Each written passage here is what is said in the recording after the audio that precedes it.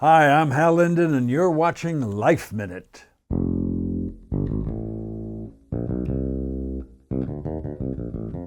At 93 years young, with an incredible career that spanned more than 65 years, the amazing Hal Linden shows no signs of slowing down. We were fortunate to have him stop by the LifeMinute Studios recently after giving us a little tour of the city he grew up in and the one that catapulted him to fame, playing the iconic New York City Police Precinct Captain, Barney Miller. He started his career as a big band leader, horn player, and singer until the acting bug took hold. He made his Broadway debut at age 26. More than 67 years later, he was back again for a limited run alongside Mary Lou Henner in the comedy The Journals of Adam and Eve, which hopes to return this fall. This is a Life Minute with the legendary Hal Linden. This is the entrance to the theater right here. It's the Loretto Theater, 18 Bleecker Street. If anyone would have told me I'd be walking the streets of New York with Barney Miller here, I wouldn't have believed you. You still live in the city? No. I was seduced by California to do Barney Miller, and I never came back. I went kicking and screaming. I was wondering what it's about New York. Why are we going to California? But they wanted to do it there. But it looked a lot different, I'll tell you. New York changed. It went downhill real fast in my time and has been coming up ever since. But the streets have changed, haven't they? And are constantly changing. It's young. It's really a hip area, if you will. You got to change with it. Otherwise, you get left behind. Okay, we're walking. We're walking And Times talking. Square, Here in Times heading Square. up to Life Minute. It's not quite Times Square yet. It's 7th Avenue. You would know. Yeah. New Yorker, half of your life. Oh, yeah. And this was the area. I lived up on the Upper West Side. I raised 4 children on the Upper West Side. They would go to school by themselves on a city bus. They knew how to get on, how to get off. Now we're approaching Times Square. The belly of the beast. Boy, this has changed. How so? Palace Theater. I think it's reopening finally. They built a whole building on top of it. Didn't disturb the theater. I'm glad Broadway's back, and I'm glad you're back with it. All right, Hal Linden in the house at Life Minute. What an honor to have you. Thank you so much for coming. In person. And walking all over the streets of New York. Yeah, it was nice though. So you're in the city for the Journals of Adam and Eve. Journals of Adam and Eve by Ed Weinberger. The story you know, most people do know. John Milton did Paradise Lost. He did a kind of poetic version of it, and Mark Twain did Eve's Diary, and then that's the kind of country, folksy version of it. And Harnick and Bach did The Apple Tree. That's kind of the musical version of it, which I was in, by the way, but I didn't play Adam. And this is a more contemporary, up-to-date version, following all the problems that Adam and Eve have, that man and woman have had ever since, the same, certainly more contemporary problems that we face, and how Adam and Eve faced it. I think the main difference between all those versions is that this is written by Ed Weinberger, who's a very funny man, who knows funny. He's been writing jokes. He wrote jokes for Johnny Carson. Taxi as well. Taxi. Which brings us to Mary Lou Henner, your co-star. Yes. But it wasn't his doing, right? It was your Well, doing. we did it originally just a trial thing of one weekend in California with Sally Struthers, and Sally was not available for this engagement, so we sat down and I threw the name of Mary Lou Henner in, which he should have thrown in, but he didn't. Mary Lou is doing it with us, and I suspect we'll be doing it with us into the future whenever we get a shot. And you guys have great chemistry together. You've worked together before. We worked together in Vegas, the show Chicago. She played Roxy, I played Billy. It's a small community. It really is. You do run into the same people. Well, I run into the same people. I've been running into the same people for a long time. And this is not your first time on Broadway, of course. Your Hardly. first performance, 1957, right? I got the job on a Saturday matinee. I went to the Schubert Theater and Judy Holliday had to okay me to become the understudy to Sidney Chaplin, her leading man. I met with her, did a scene with her, and she okayed me. I went into rehearsal on Monday with the stage manager and a script. I had seen the show many times because I was going with a girl in the chorus. And so I second acted it 100 times to pick her up. And many, many times I'd come in early, and by then the ushers knew me. They let me stand in the back. I watched the whole show. I saw the show many times. But I went into rehearsal on a Monday. On Saturday morning, the following Saturday morning, was our first understudy rehearsal. I was supposed to become an understudy. That means I would understudy the character that Sidney Chaplin played, but I would also be in the chorus. I had never been on Broadway before. I'd never set a foot on a Broadway stage. In the middle of it, the stage manager came out and said, "You better keep going because you're on today, kid." And after 6 days, I made my Broadway debut in the leading role of a musical opposite Judy Holliday. Amazing. And then there's several, and then you won a Tony for Rothschild. That took a little while to get to.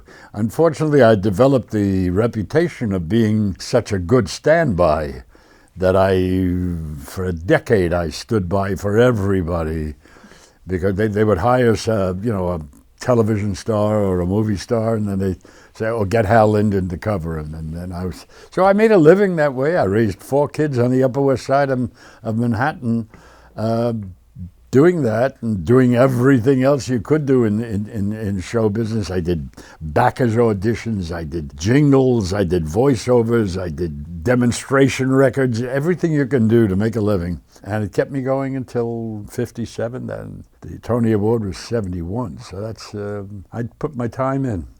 You sure did. And then your big break, of course, Barney Miller. Barney Miller was weird. Danny Arnold, who created Barney Miller, saw the show. He never came backstage. He never sent me a note. I didn't know he existed. 1.5 years later, they were planning a pilot for Barney Miller. In those days, you could do it. The network, gives you a list of who they think should play which part. They have actors with good TV cues. Do you remember that term? Yeah. Yes. He was an individualist. He did his writing his own way, and he just said, no. I saw an actor on Broadway, and I'm going to use him. I think he'd be the... And that was it. I never auditioned for it. All I know is I got a call to come and do a pilot. And the irony of it is that it's supposed to be filmed in New York. And well, it's about New York. Yeah. It's about New York cops. He liked living in California, so we shot it in California. That brought me to California. I was seduced out west and never came back. Yep, until now. Until now. Was that one of your favorites? Well, it was an interesting, it was an experience in television I've never had since, and I've done many, many television shows. We had this producer who was, his name was Danny Arnold. I just want to say his name again because I'll be forever indebted to him in all my life. He would change lines at the last minute, or we'd rehearse a whole show, but we didn't have the last scene because he was still working on it. So we did about 3 or 4 shows with audiences, the way a sitcom is normally done, and then all of a sudden we had a show where we didn't have the last scene. They had to cancel the audience because we couldn't do the whole show for them. We never had an audience again, which gave us the ability to, we didn't have to perform it for that audience. We could take our time and do each scene and take our time and think about it. So it was more like theater. It was more like a repertory company. We could work on a scene until we were happy. Okay, that's the way the scene should look, and then we go on to the next scene. And that's the way we did the show, which is a rarity in television. Our shows are done, piecemeal, and they're not done in order. They're done for the convenience of the production. But here we were able to work on each scene until we thought, we're now accomplishing that scene, let's do the next scene. But it was a very liberating experience from an actor's standpoint because you got to work on it. It was so funny. You were so funny in that. More comedy. I told you in the car, I always watched it with my dad. It was our thing. Everyone who tells me about their experience with Barney Miller associates it with someone else. It was a bonding experience for everyone. I saw it with my grandparents. I watched it with my kids or my siblings. Or Billy Eckstine's daughter told me that they used to watch it. Billy and his wife would be in the bed, and the kids would be all over the bed or in front of the bed or something. They all watched it as a family. I'd say the name Billy Eckstine. He was a big name when I was he was a terrific singer when I was a kid. So, you know, all kinds of people. It was a bonding experience. Yeah. Amazing, iconic show. What do you like better, film, TV, or Broadway? Or concerts. Or concerts, I had a major concert career for many years. I've just stopped doing it recently. That is the most asked question. And I used to say all of the above. And that was true. You know, in films, you get to try it again if you didn't like that take. Like, did I do another take? You work. You don't get that opportunity on the stage. You're live in front of an audience. But then again, a live theater has an audience. You get a reaction. Your existence depends on how that audience reacts. And doing concerts is even better because you're communicating with the audience directly. So I used to say all of the above. And then about 20 years ago, I realized the real truth of what I enjoy most, rehearsal. Now, why rehearsal? Acting is by definition an executive art form. I execute other people's creativity. It took an Ed Weinberger to create these characters for me to execute. The writer tells you what to say, and the director tells you basically how to say it, and if you have to stand someplace, the lighting guy tells you where to stand when you say it. So it's other people's creativity, except in rehearsal. When you have the opportunity to experiment, let me try this, see what happens here, how does this feel? And that element of creativity, I think, makes rehearsals what I look most forward to. Yeah. That's so interesting. And do a lot of changes happen from rehearsal? Always, yeah. Always. And it'll change when the cast changes, because the human beings that are playing these characters are different. They have different backgrounds, different histories, different experiences. And you were also just in You People, the movie with Julia Louis-Dreyfus, Eddie Murphy, Jonah Hill. Ezra! Hey. What are you up to these days? Got a girlfriend? No. But you don't like any? Okay. Hearing the word come out of your mouth does make me question whether or not I like it. You didn't always want to be an actor. You were a professional musician. I never was an actor. Yeah. I was a professional musician from the age of 15. It was the end of World War II, and none of the musicians, the grown-up musicians, were home from the Army yet. So I got myself a summer job at the age of 15 as the band leader at a summer resort. I made myself boy singer, and that started my singing career. And I was a musician right through high school, college, and into the Army. I never set foot on a stage until I was 24 years old. That's very late. Most people know they want to be in theater when they're teenagers, or tweens, you know.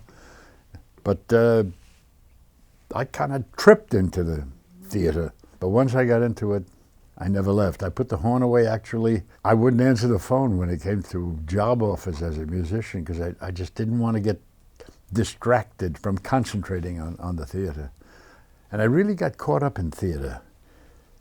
The concept of lyric, for instance. I mean, I knew all the pop tunes when I was a musician, but it never occurred to me to think about what the words were. But once you get into the theater, particularly the musical theater, the words are what drives the show, those lyrics. I suspect that's really what made my career, was my concentration on that, because I had a nice voice. I still have a relatively nice voice, but it's nothing to write home about, you know. But I was always really specific about the lyrics. Because in theater, the lyrics is part of the show. That's the that's what reveals the character. It's basically everything in a musical. So I suspect that was one of my strong points, let's put it this way, that got me ahead in the theater. And when did you realize that you said, oh yeah, this is for me? Something seduced you. In the Army, we had a piano player in the band who we used to do the officers club on weekends and the service club and gigs like that, and he knew all my songs, all my keys, and he used to get borrowed by special services. There was the small unit that didn't have a resident piano player, but whenever they had to put on a show of any kind, they would borrow this piano player. And they did it a couple of times while I was there, and then one time he was borrowed again, and he turned to me and he said, you want to sing a song in the show? I'll have him borrow you too. I had not even thought about it. And let me tell you something. This is something that's bothered me for the rest of my life. He asked me. I didn't ask him. What if he didn't ask me? In any case, I went, I sang the song in the show, and then they asked me to do a couple of lines in the sketch. And coming to the very end of the sketch, and I got 2 lines or 3 lines at the end of the sketch. I said, I'll try. I don't know. I'd never done that. But to this day, I can remember physically what it felt like making an entrance onto the stage. First of all, I was not at all nervous, which surprised me. The first thing I realized was how warm it was. The lights, it was like, welcome to the stage, you know. I was going to a nice, warm, welcoming place. And then, of course, I said my first line and got a laugh. To say something that makes people laugh, that's the kind of power I like. I all of a sudden was thinking about, oh, this is nice. I'd like to do this for a living. My discharge from the Army coincided with the end of the big band era, the end of that kind of music and the beginning of rock and roll. The big band era had reached a state of musical complexity and interest, and it was going beyond Glenn Miller and Tommy Dorsey. It was now sort of Finnegan and Stan Kenton, and really exciting, complex jazz. And all of a sudden it was over, and we were now down to 2 chords. And so I said, I don't know, maybe I'll try this theater thing and see what happens. Look what happened. Yep. Yeah. Perfect timing. 93 or 94? You're 93, right? Or 94? 93. 93, okay. What's your That's secret? enough. Don't make me 94 yet. Let me experience this year. What's your secret? Luck, I have to tell you. It wasn't as if I was a, physical, I never did watch my diet. I can't claim any of that. Luck. My brother had my father's genes and I had my mother's genes. That's what happened. And my father lived to be 84. My brother lived to be almost 80. But I got my mother's genes and she died at 98. So it's roll of the dice. I got good genes and so far so good. God. Maybe I'll even make 94. What would you say to your younger self? I think I could have been even better and bigger if I had more discipline. Although, if I had discipline, I probably would still be a musician. I probably would have spent my life in the first chair of a major symphony orchestra as a clarinet soloist. I was that good as a child, as a boy. If I had discipline, I would have practiced more. There was a lot I had to learn, and I would have worked on it, and I think I would have stuck with it if I was disciplined, but I wasn't. I was interested in meeting girls, what can I tell you? You did all right. Like I said before, you did all right. And you've done a lot for the Jewish community, and you still do. I am the representative, the celebrity representative, the spokesman for the Jewish National Fund, and I've been that for like 30 years now, or 28, something like that. And when you call to plant a tree in Israel, I answer the phone. Yes. You think it's easy? Getting up every morning and flying to New York just to answer the phone? Anyway, I'm still involved with them, and I still support them. It's tough nowadays. It's really depressing to think about what's going on there now. I think that there will never be peace in the Middle East until the Palestinian population has a stake. So I've been an advocate for a two-state solution right from the beginning. Hopefully it'll come to pass. What else? So we asked a legend here, sitting here. The city, the streets of New York City, how it's changed. Well, it's always going to change. It's always going to change.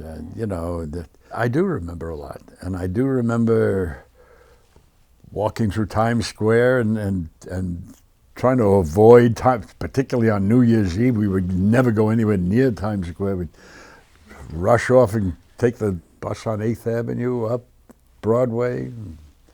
With all it was always a meeting place because all the shows let out at approximately the same time, and you'd meet all your friends on that same bus, and that's where a lot of friendships developed. Yeah. It must have been like shell shock going to LA, right? From living here for all those years. Yes, however, I must say LA is a lot easier to deal with. You don't have to walk 8 blocks because you can walk 8 blocks quicker than a cab will take you 8 blocks. So you get in your car and drive 8 blocks and there's a place to park. So it's a lot easier. It's just an easier place to survive. But it's always nice to get back to a little jolt from New York. Wakes you up. You got to take care of yourself. You got to think about, wait a minute, where am I going today and how long is it going to take me to get there? It's probably a lot more stressful, I would imagine. How do you deal with stress? What are your tips for dealing with stress? I face it. Whatever you have to do, you do, I'm not very good under stress, I'll be perfectly honest with you. I do a lot of cursing and whatnot in private, but I read. I do puzzles. I do a lot of puzzles because I think it keeps the mind going, So I've always got something to do, And what's your best life advice? Be nice to people on the way. I can't tell you how many times I've lost my temper and said things and I just feel like, what, So I do a lot of apologizing. Be a part of this life and don't step on anybody else's toes. There's plenty of room for everybody to walk. And don't give up. And don't give up.